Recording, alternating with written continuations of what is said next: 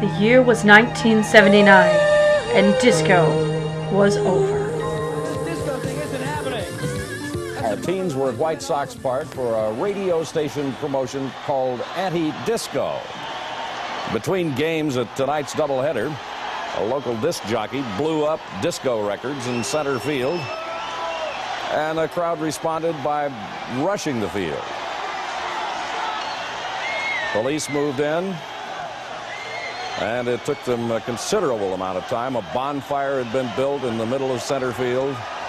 Police tried to clear the unruly crowd, pushed them out, finally got them off the field, although, again, it took a long time. Perhaps some arrests, it's hard to tell. Some people appeared to be taken into custody.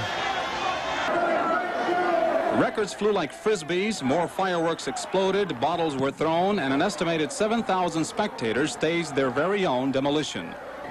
4 fans were injured during the melee, 40 others arrested.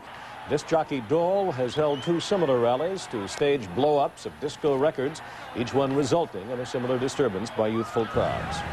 It is in this climate that twin siblings Viola and Sebastian, co-owners of famed discotheque Studio 54, find themselves on a sinking yacht. Viola is saved by a sea captain, but fearing for her life as someone who is anti-disco may have destroyed the yacht, Viola asks the sea captain to disguise her as a boy, and she becomes Cesario, and takes a job as the servant at the home of the ruler Duke Orsino, alongside his faithful servants, Curio and Valentina.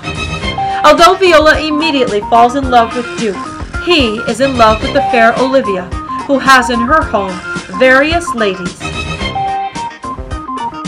Feste the clown and her cousin, the always drunk Sir Toby Belch. Toby is trying to get his cousin to marry his friend, the very pathetic Sir Andrew, so he can have some of her money. And also, with the help of Olivia's servants Maria and Fabian, Toby plots against the arrogant Malvolio, who also works for Olivia and who hates Sir Toby and his drunkenness. Meanwhile, unbeknownst to Viola, her brother Sebastian has been saved by a former pirate, Antonio. So when Olivia thinks Sebastian is Viola and she falls in love with Cesario, and the Duke gets mad at Viola, or is it Sebastian? And then there's a fight sequence in there too. Never mind, there's a priest and some cops to sort it all out. Welcome to Twelfth Night.